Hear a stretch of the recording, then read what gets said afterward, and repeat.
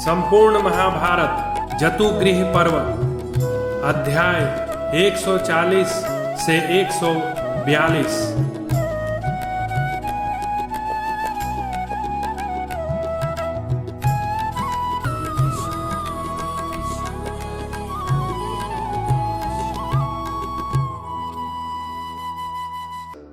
पांडवों के प्रति पूर्ववासियों का अनुराग देखकर दुर्योधन की चिंता, दुर्योधन का धृतराष्ट्र से पांडवों को वारणावत भेज देने का प्रस्ताव, धृतराष्ट्र के आदेश से पांडवों की वारणावत यात्रा।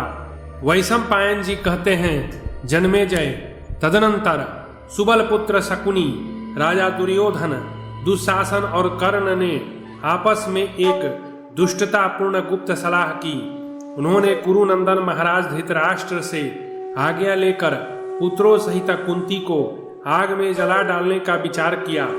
तत्वज्ञानी विदुर जी उनकी चेष्टाओं से उनके मन का भाव समझ गए और उनकी आकृति से ही उन दुष्टों की गुप्त मंत्रणा का भी उन्होंने पता लगा लिया। विदुर जी ने मन ही मन जानने योग सभी बातें जान ली। वे सदा पांडवों के हित में संलग्न रहते थे। अतः निष्पाप विदुर ने यही निश्चय किया कि कुंती अपने पुत्रों के साथ यहाँ से भाग जाए। उन्होंने एक सुदृढ़ नाव बनवाई जिसे चलाने के लिए उसमें यंत्र लगाया गया था। वह वायु के वेग और लहरों के थपेड़ों का सामना करने में समर्थ थी। उसमें झंडियां और पताकाएं फहरा रही थीं। उस नाव को तैयार करा के विदुर जी ने कुंती से कहा, देवी, राजा धृतराष्ट्र इस कुरुकुल की कीर्ति एवं वंश परंपरा का नाश करने वाले पैदा हुए हैं।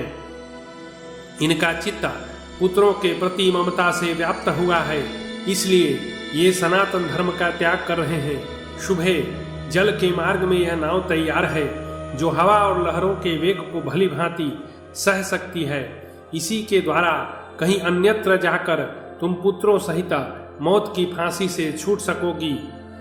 भरत श्रेष्ठ, यह बात सुनकर यशस्विनी कुंती को बड़ी व्यथा हुई।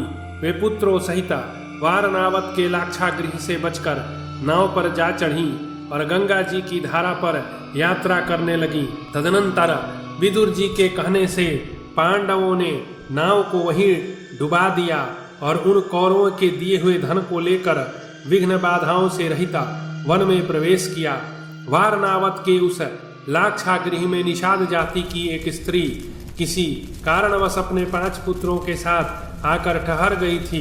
वह बेचारी निरपराध होने पर भी अपने पुत्रों सहित जलकर भस्म हो गई।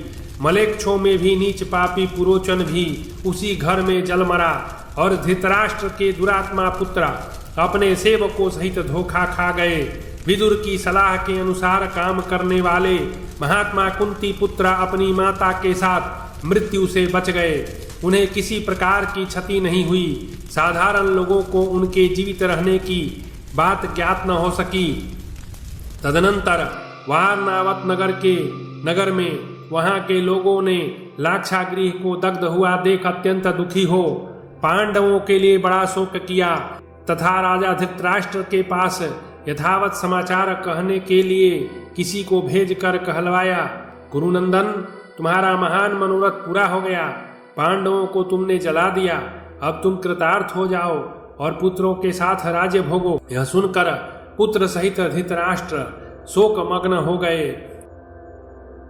उन्होंने विदुर जी ने तथा कुरुकुल शिरोमणि भीष्म जी ने भी भाई बंधुओं के साथ पुत्तल विधि से पांडवों के प्रेत कार्य, दाह और श्राद्ध आदि संपन्न किए। जन्मेजय बोले, विप्रवर, मैं लाक्षागृह के जलने और पांडवों के उससे बच जाने का वृत्तांत पुनः विस्तार से सुनना चाहता हूँ। क्रूर कणिक के उपदेश से किया हुआ कौरवों का यह कर्म अत्यंत निर्दयतापूर्ण था। आप उसका ठीक ठीक वर्णन कीजिए। मुझे यह सब सुनने के लिए बड़ी उत्कंठा हो रही है। वैशंपायन जी ने कहा, शत्रुओं को संताप देने वाले नरेश, मैं लाक्षागृह के जलने और पांडवों के उससे बच जाने का वृत्तांत विस्तार पूर्वक कहता हूँ। सुनो, भीमसेन को सबसे अधिक बलवान और अर्जुन को अस्त्र विद्या में सबसे श्रेष्ठ देखकर दुर्योधन सदा संतप्त होता रहता था। उसके मन में बड़ा दुख था।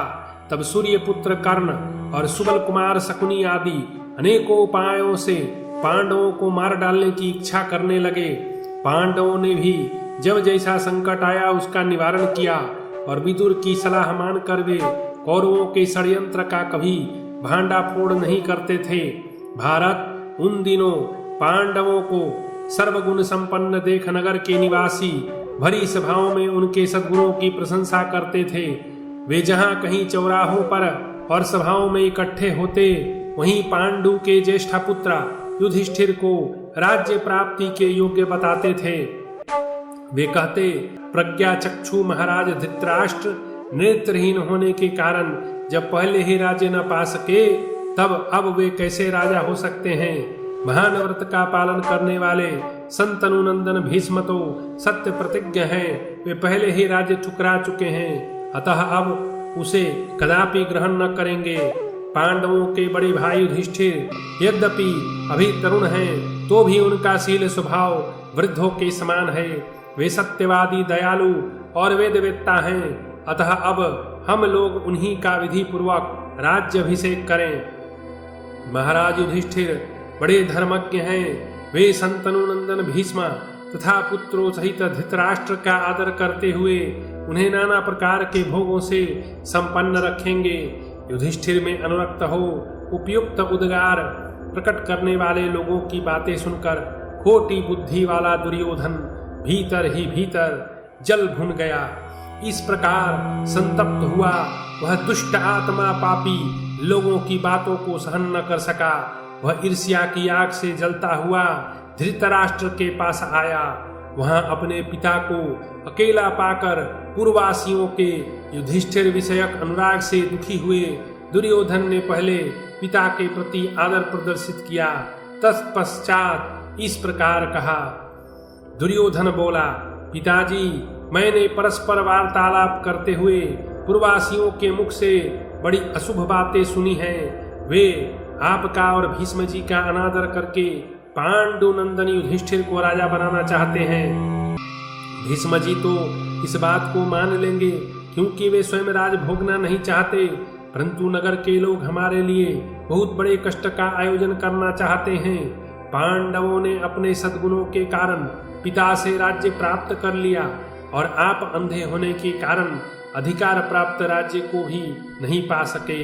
यदि ये पांडु कुमार युधिष्ठिर पांडु के राज्य को, जिसका उत्तराधिकारी पुत्र ही होता है, प्राप्त कर लेते हैं, तो निश्चय ही इनके बाद उनका पुत्र ही इस राज्य का अधिकारी होगा और उसके बाद पुनः उसी की परंपरा में दूसरे दूसरे लोग उसके उत्तराधिकारी होते जाएंगे।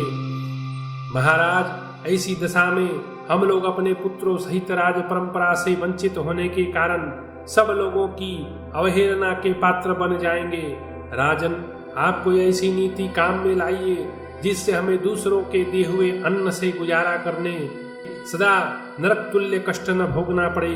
राजन, यदि पहले ही आपने यह राज्य पा लिया होता तो आज हम अवश्य ही उसे प्राप्त कर लेते, फिर तो लोगों का कोई वश ही नहीं चलता।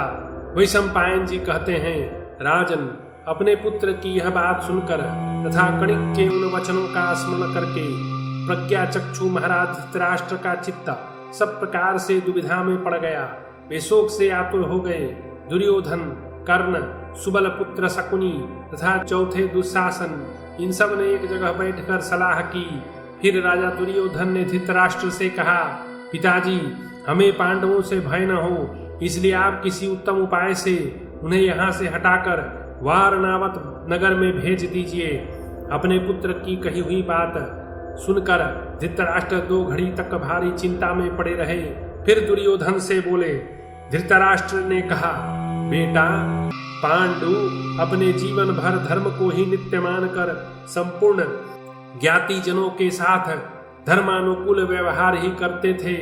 मेरे प्रति तो विशेष रूप से वे इतने भोले भाले थे कि अपने स्नान भोजन आदि अभिष्ट कर्तव्यों के संबंध में भी कुछ नहीं जानते थे।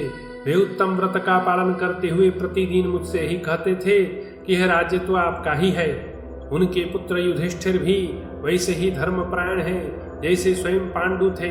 वे उत्तम गुणों से संपन्न, संपूर्ण जगत में विख्यात तथा पुरुवंशियों के अत्यंत प्रिय हैं। फिर उन्हें उनके बाप दादों के राज्य से बलपूर्वक कैसे हटाया जा सकता है, विशेषतः ऐसे समय में जबकि उनके सहायक अधिक हैं। पांडु ने सभी मंत्रियों तथा सैनिकों का सदा पालन पोषण किया था। उनका ही नहीं, उनके पुत्र पौत्रों के भी भरण पोषण का विशेष ध्यान रखा था।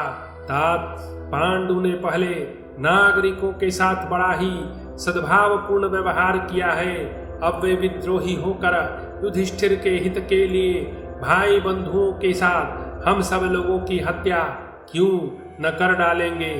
दुर्योधन बोला, पिताजी, मैंने भी अपने हृदय में इस दोष प्रज्ञा के विरोधी होने की संभावना की थी और इसी पर दृष्टि रखकर पहले ही अर्थ और सम्मान के द्वारा समस्त प्रजा का आदर सत्कार किया है। अब निश्चय ही वे लोग मुख्यता से हमारे सहायक होंगे। राजन, इस समय खजाना और मंत्रिमंडल हमारे ही अधीन है, अतः आप किसी मृदुल उपाय से ही जितना शीघ्र संभव हो पांडवों को वारनावत नगर भेज दें। भरतवंश के महाराज, जब यह राज्य पूरी तरह से मेरे अधिकार में आ जाएगा, उस समय कुंती देवी अपने पुत्रों के साथ पुनः यहाँ आकर रह सकती है। धृतराष्ट्र बोले, दुर्योधन, मेरे हृदय में भी यही बात घूम रही है, किंतु हम लोगों का यह अभिप्राय पापपूर्ण है, इसलिए मैं इसे खोलकर कह नहीं पाता। मुझे यह भी विश्वास है कि भीष्म, द्रोण, विदुर और कृपाचार्य, इनमें से कोई भी कुंती पुत्रों को यहाँ से अन्यत्र भेजे जाने की कदापि अनुमति नहीं देंगे। बेटा, इन सभी कुरुवंशियों के लिए हम लोग और पांडव समान हैं। वे धर्मपरायण मनस्वी महापुरुष, उनके प्रति विषम व्यवहार करना नहीं चाहेंगे। दुर्योधन, यदि हम पांडवों के साथ विषम व्यवहार करेंगे तो संपूर्ण कुरुवंशी और ये भीष्म, द्रोण आदि महात्मा एवं संपूर्ण जगत के लोग हमें वध करने योग्य क्यों न समझेंगे। दुर्योधन बोला, पिताजी, भीष्म तो सदा ही मध्यस्थ हैं। द्रोणपुत्र अश्वत्थामा मेरे पक्ष में है। द्रोणाचार्य भी उधर ही रहेंगे जिधर उनका पुत्र होगा, इसमें तनिक संशय नहीं। जिस पक्ष में ये दोनों होंगे उसी ओर शरद्वान के पुत्र कृपाचार्य भी रहेंगे। वे अपने बहनोई द्रोण और भांजे अश्वत्थामा को कभी छोड़ न सकेंगे। विदुर भी हमारे आर्थिक बंधन में है, यद्यपि वे छिपे छिपे हमारे शत्रुओं के स्नेह पास में बंधे हैं, परंतु वे अकेले पांडवों के हित के लिए हमें बाधा पहुंचाने में समर्थ न हो सकेंगे। इसलिए आपको निश्चिंत होकर पांडवों की उनकी माता के साथ वारनावत भेज दीजिए और ऐसी व्यवस्था कीजिए जिससे वे आज ही चले जाएं। मेरे हृदय में भयंकर कांटा चुभ रहा है, जो मुझे नींद नहीं लेने देता। शोक की आग प्रज्वलित हो उठी है। आज मेरे द्वारा प्रस्तावित इस कार्य को पूरा करके मेरे हृदय की शोकाग्नि को बुझा दीजिए। वैशंपायन जी कहते हैं, जन्मेजय, तदनंतर राजा दुर्योधन और उसके छोटे भाइयों ने धन देकर तथा आदर सत्कार करके संपूर्ण अमात्य आदि प्रकृतियों को धीरे धीरे अपने वश में कर लिया। कुछ चतुर मंत्री धृतराष्ट्र की आज्ञा से चारों ओर इस बात की चर्चा करने लगे कि वारनावत नगर बहुत सुंदर है। इस नगर में इस समय भगवान शिव की पूजा के लिए जो बहुत बड़ा मेला लग रहा है, वह तो इस पृथ्वी पर सबसे अधिक मनोहर है। वह पवित्र नगर समस्त रत्नों से भरा पूरा तथा मनुष्यों के मन को मोह लेने वाला स्थान है। धृतराष्ट्र के कहने से वह इस प्रकार की बातें करने लगे। राजन, वारनावत नगर रमणीयता का जब इस प्रकार तत्र वर्णन होने लगा तब पांडवों के मन में वहां जाने का विचार उत्पन्न हुआ। जब अंबिकानंदन राजा धृतराष्ट्र को विश्वास हो गया कि पांडव वहां जाने के लिए उत्सुक हैं, तब वे उनके पास जाकर इस प्रकार बोले, बेटो, तुम लोगों ने संपूर्ण शास्त्र पढ़ लिए। आचार्य द्रोण और कृप से अस्त्र शस्त्रों की भी विशेष रूप से शिक्षा प्राप्त कर ली। प्रिय पांडवों, ऐसी दिशा में एक बात सोच रहा हूँ। अब सब ओर से राज्य की रक्षा, राज्य के व्यवहारों की रक्षा तथा राज्य के निरंतर हित साधन में लगे रहने वाले मेरे ये मंत्री लोग प्रतिदिन बारंबार कहते हैं कि वारनावत नगर संसार में सबसे अधिक सुंदर है। पुत्रों, यदि तुम लोग वारनावत नगर में उत्सव देखने जाना चाहो तो अपने कुटुंबियों और सेवक वर्ग के साथ वहां जाकर देवताओं की भांति विहार करो। ब्राह्मणों और गायकों को विशेष रूप से रत्न एवं धन दो तथा अत्यंत तेजस्वी देवताओं के समान कुछ काल तक वहां इच्छा अनुसार विहार करते हुए परम सुख प्राप्त करो। तत्पश्चात पुनः सुखपूर्वक इस हस्तिनापुर नगर में ही चले आना। वैशंपायन जी कहते हैं, जन्मेजय, युधिष्ठिर धृतराष्ट्र की उस इच्छा का रहस्य समझ गए, परंतु अपने को असहाय जानकर उन्होंने बहुत अच्छा कहकर उनकी बात मान ली। तदनंतर युधिष्ठिर ने शांतनु नंदन भीष्म, परम बुद्धिमान विदुर, द्रोण, बहली, कुरुवंशी, सोमदत्त, कृपाचार्य, अश्वत्थामा, भूरिश्रवा, अन्यान मंत्रियों, तपस्वी ब्राह्मणों, पुरोहितों, पूर्वासियों तथा यशस्विनी गांधारी देवी से मिलकर धीरे धीरे दीन भाव से इस प्रकार कहा। हम महाराज धृतराष्ट्र की आज्ञा से रमणीय वारनावत नगर में, जहाँ बड़ा भारी मेला लग रहा है, परिवार सहित जाने वाले हैं। आप सब लोग प्रसन्नचित्त होकर हमें अपने पुण्य में आशीर्वाद दीजिए। आपके आशीर्वाद से हमारी वृद्धि होगी और पाप का हम पर वश न चल सकेगा। पांडु नंदन युधिष्ठिर के इस प्रकार कहने पर वे समस्त कुरुवंशी प्रसन्न वदन होकर पांडवों के अनुकूल हो कहने लगे, पांडु कुमारों, मार्ग में सर्वदा सब प्राणियों से तुम्हारा कल्याण हो, तुम्हें कहीं से किसी प्रकार का अशुभ न प्राप्त हो। तब राज्य लाभ के लिए स्वास्थ्य वाचन करा। समस्त आवश्यक कार्य पूर्ण करके राजकुमार पांडव वारनावत नगर को गए।